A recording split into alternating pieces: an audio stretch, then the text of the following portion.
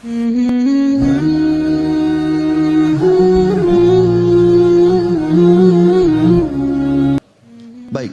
kira-kira orang yang bertanya, apa yang saya dapatkan kalau saya beristighfar? Yang pertama, akan dicatatkan pahala buat Anda sendiri.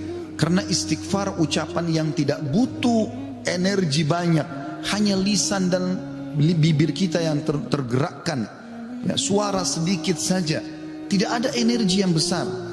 Itu adalah ibadah yang besar pahalanya.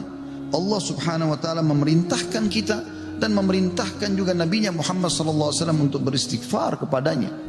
Allah berfirman di dalam surah Mu'min ayat 55, A'udzu billahi minasyaitonir rajim, fasbir inna wa'dallahi haqqun wastaghfir li dzambik wastaghfir li dzambika wasabbih bihamdi rabbika bil asyi wal ibkar. Maka bersabarlah kamu, hai Muhammad dan pengikutmu, dalam melalui kehidupan dunia dengan segala macam cobaannya. Toh ada kehidupan akhirat yang akan abadi dengan nikmat. Karena sungguhnya janji Allah itu benar, tidak ada kedustaan. Salat, puasa, zakat, bakti sama orang tua, bersedekah, zikir, doa, apa saja kerjakan, semua akan kau dapatkan hasilnya. Dan mohonlah ampunan untuk dosamu, hai Muhammad, dan pengikutmu juga perintahkan mereka lakukan itu. Dan bertasbihlah seraya memuji Tuhanmu pada waktu pagi atau pada waktu petang dan juga pagi hari. Kemudian juga Allah mengatakan dalam surah Al-Muzammil ayat 20, a'udzubillahi minasyaitonir rajim, wastaghfirullah innallaha ghafurur rahim. Dan mohonlah selalu ampunan kepada Allah, istighfar. Sesungguhnya Allah Maha Pengampun lagi Maha Penyayang. Dan yang terakhir ayat Al-Quran adalah Al-Imran 133. Tentu ayat banyak sekali, tapi saya singkatkan di sini karena khutbah Jumat. A'udzu billahi minasyaitonir rajim. Wasari'u ila magfiratin min rabbikum wa jannatin arduhas samawati wal ardu iddat lil muttaqin. Dan bersegeralah kamu kepada ampunan dari Tuhanmu dan kepada surga yang luasnya seluas langit dan bumi yang disediakan untuk orang-orang beriman. Yang kedua, saudaraku seiman, istighfar sebab utama datangnya rezeki. Allah menyebutkan dalam Al-Quran, ya, apa yang diucapkan oleh lisan nabinya yang mulia Nuh alaihissalam dalam surah Nuh ayat 10 sampai ayat 12. A'udzu billahi minasyaitonir rajim. Faqultu astaghfiru rabbakum innahu kana ghaffara yursilis samaa 'alaikum midrara wa yumditkum bi amwalin wa banina wa yaj'al lakum jannatin wa yaj'al lakum anhara. Maka aku berkata kepada kaumku, ya Allah, kata Nabi Nuh, mohonlah ampun kepada Tuhan kalian. Sesungguhnya Dia Allah adalah Maha Pengampun. Niscaya dengan mohon ampun istighfar kalian itu, Dia Allah akan mengirimkan hujan kepadamu yang lebat, dan memperbanyak harta juga anak-anakmu, dan mengadakan untukmu kebun-kebun, dan mengadakan di dalamnya sungai-sungai. Juga dalam surah Hud ayat 52, Allah subhanahu wa ta'ala berfirman, A'udzu billahi minasyaitonir rajim, ya qaumi, Nabi Hud berkata alaihissalam, ya qaumi istaghfiru rabbakum thumma tubu ilaihi yursilis samaa 'alaikum midrara wa yazidkum quwwatan ila quwwatikum wa la tatawallaw mujrimin. Hai kaumku, kata Nabi Hud alaihissalam, banyaklah mohon ampunlah kepada Tuhan kalian dan bertobatlah kepadanya. Niscaya pasti dengan istighfar dan tobat kalian, Dia menurunkan hujan yang sangat deras atasmu. Maksudnya subur. Hujan bukan mematikan tapi membawa berkah. Dan Dia akan menambahkan kekuatan kepada kekuatanmu. Fisikmu akan kuat, fikiranmu, jiwamu akan sehat. Dan janganlah kamu berpaling dengan berbuat dosa. Al-Qurtubi rahimahullah berkata tentang tafsir surah Hud ayat 52, di dalam ayat-ayat ini terdapat dalil bahwa istighfar digunakan untuk meminta rezeki dan hujan.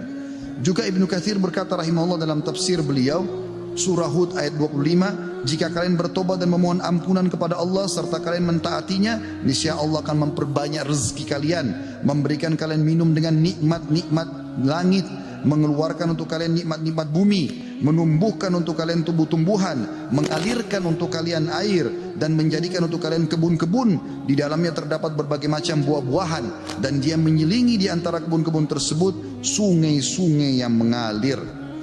Yang ketiga, saudaraku seiman, istighfar sebab masuk ke dalam surga.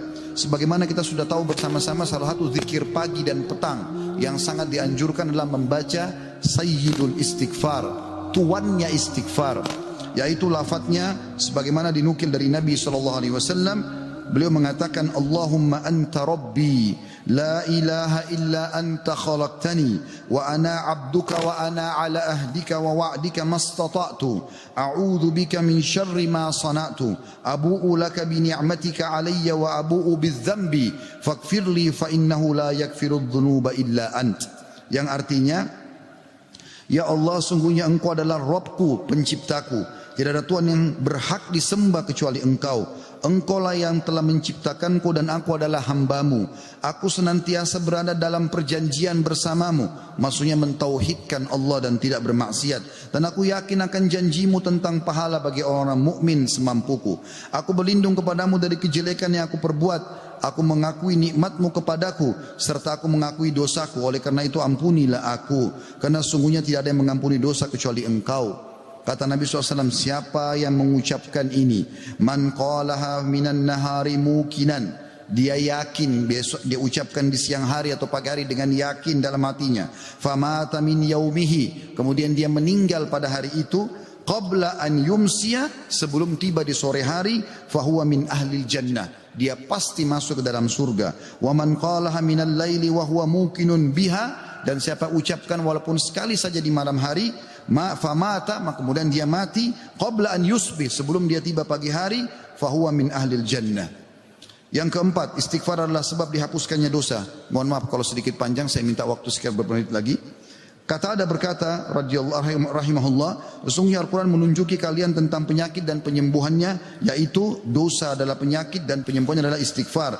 Allah berfirman, a'udzubillahi minasyaitonirrajim, dalam surah Al-Imran 135, وَالَّذِينَ إِذَا فَعَلُوا فَاحِشَةً أَوْ ظَلَمُوا أَنفُسَهُمْ ذَكَرُوا اللَّهَ فَاسْتَغْفَرُوا لِذُنُوبِهِمْ وَمَنْ يَغْفِرُ الذُّنُوبَ إِلَّا اللَّهُ وَلَمْ يُصِرُّوا عَلَى مَا فَعَلُوا وَهُمْ يَعْلَمُونَ. Dan juga orang-orang yang apabila mengerjakan perbuatan keji dan menganiaya diri mereka, kalau mereka buat dosa, maka mereka ingat kepada Allah lalu mereka memohon ampun terhadap dosa-dosa mereka, dan siapa lagi yang dapat mengampuni dosa selain Allah, dan mereka mereka tidak meneruskan perbuatan dosa itu sedang mereka mengetahuinya. Kemudian teman-teman sekalian, selanjutnya adalah yang kelima, istighfar mencegah hukuman dari Allah Subhanahu wa taala. Saya ambil satu saja. Al Hasan Basri rahimahullah berkata, wahai anak Adam, meninggalkan dosa lebih ringan bagimu daripada mencari taubat, dan ketahuilah bahwasanya pada saat kau meninggalkan perbuatan dosa atau kau beristighfar pada saat berbuat dosa, maka azab Allah tidak akan datang. Karena Allah berfirman dalam surah Al-Anfal ayat 33, A'udzubillahi minasyaitonirrajim, wa ma kana Allah liyu'adzibahum wa anta fihim, wa ma kana Allah mu'adzibahum yastaghfirun. Dan Allah sekali-kali tidak akan mengadab mereka sedangkan kamu berada di tengah-tengah mereka, hai Muhammad, dan tidak pula Allah akan mengadab mereka sedang mereka selalu memohon ampun. Yang keenam, istighfar sebab diangkatnya derajat. Dalam sebuah hadis, ajarkan bab ini kepada anak anda. Dalam hadis riwayat Ahmad dengan sanad hasan, kata baginda Nabi SAW, Inna Allah Azza wa Jalla yarfa'ud darajati lil abdi salihi fil jannah, fayaqulu ya Rabbi anna li hadhihi, fayaqulu bi istighfari waladika lak. Sesungguhnya Allah yang maha suci dan maha tinggi mengangkat derajat seseorang hamba saleh di surga, sehingga dia bertanya, yang sudah mati diangkat derajatnya tinggi di surga. Hamba ini bingung, dia tidak pernah merasa berbuat amal yang bisa membawa dia ke derajat itu. Lalu dia bertanya, wahai Rabbku, dari mana nikmat ini hamba dapatkan? Maka kata Allah SWT, dari istighfar anakmu untukmu. Yang ketujuh, istighfar adalah sebab disucikan hati. Sebagaimana Nabi SAW bersabda, Innal mu'mina idha adzamba dzamban kanat nuqtatan sauda'u fi qalbihi. Kalau seorang mukmin berbuat dosa akan menjadi titik hitam dalam hatinya. Fa in taba wa naza' wastaghfara su'ika qalbuhu minha. Kalau dia bertaubat kemudian dia beristighfar kepada Allah, meninggalkan dosanya, maka akan diangkat noda hitam itu dalam hatinya.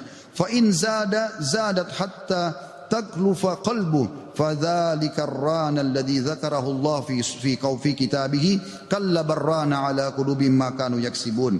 Dan kalau seandainya dia bertaubat dan meninggalkannya serta beristighfar, hatinya kembali bersih darinya, dan kalau dia tambah melakukan dosa, maka bertambah pula titik hitam itu sampai menutupi seluruh hatinya. Dan itulah makna kalimat ar-ran dalam firman Allah Subhanahu wa taala, sekali-kali apa yang selalu mereka usahakan itu menutupi hati mereka. Surah Al-Mutaffifin ayat 14. Dua poin yang terakhir teman-teman sekalian, yang ke-8 adalah istighfar sebab memperoleh anak dan keturunan. Dinukil dalam sebuah riwayat disebutkan oleh Abu Hanifah rahimahullah dalam musnadnya, bahwasanya seseorang datang mengeluh dari Jabir bin Abdullah radhiyallahu anhu, seseorang mengeluh kepada Nabi SAW lalu berkata, ya Rasulullah, ya sesungguhnya aku, orang semua punya anak tapi aku sendiri yang tidak punya anak. Maka kata Nabi SAW, mana kau dari dua senjatamu, memperbanyak sedekah dan istighfar, maka dengannya kau akan diberikan rezeki. Kata Jabir bin Abdullah, orang itu pun mengamalkan, lalu saya menyaksikan orang itu dikaruniai 9 orang anak, semuanya laki-laki. Kesembilan dan terakhir adalah istighfar sebab menikmati kesehatan dan kekuatan, sebagaimana dijelaskan dari dalam surah Hud ayat 52, dan sudah saya bacakan tadi ayatnya, saya tidak ulangi, tapi potongan ayatnya adalah yazidkum quwwatan ila quwwatikum. Istighfar menyebabkan bertambahnya kekuatan di atas kekuatan. Izinkan saya teman-teman sekalian menyampaikan sebuah kisah yang berhubungan dengan masalah ini, atau dua buah kisah ringkas. Ada seseorang di Irak dulu pernah berdagang, kemudian dia menemukan semua pedagang di pasar laku barangnya kecuali dia, dan dia orang miskin. Dia mengatakan, saya pun duduk di dekat barang saya sampai menjelang sore belum laku-laku.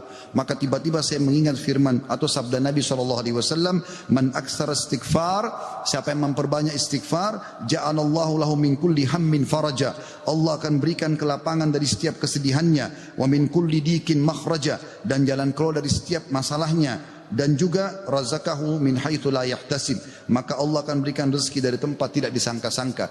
Maka dia bilang, saya pun beristighfar kepada Allah, dan terjadi satu keajaiban yang luar biasa. Ternyata datang kepadaku hampir seluruh pedagang pasar datang, dan mereka memperebutkan barang daganganku.